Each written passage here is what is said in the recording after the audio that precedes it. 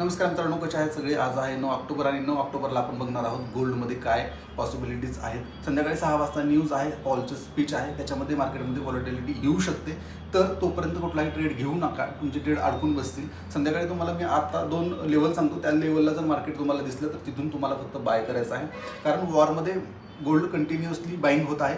तर जेव्हा जेव्हा तुम्हाला डीप दिसेल, जेव्हा जेव्हा तुम्हाला कमी प्राईसला गोल्ड मिळेल, तिथून तुम्हाला फक्त बाय करायचं आहे. सेलची पोझिशन तोपर्यंत घ्यायची नाही आहे जोपर्यंत डाऊन ट्रेंड सुरू होत नाही.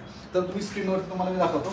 सध्याची मार्केट आहे 40 ते 37ला. सकाळची जी ओपनिंग होती ती त्या लेवलला मार्केट आलेलं आहे. होऊ शकतं इथून परत त्याच्या हायला तो जाऊ शकतो. त्याचं वरचं जे टार्गेट असणार आहे ते 40-87 असणार आहे.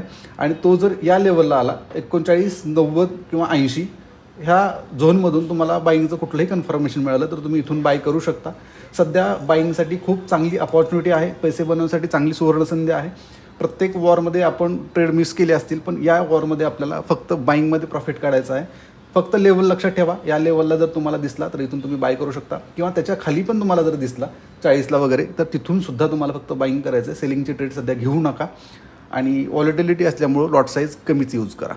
सो बघूया आणि भेटूया पुढच्या व्हिडिओमध्ये.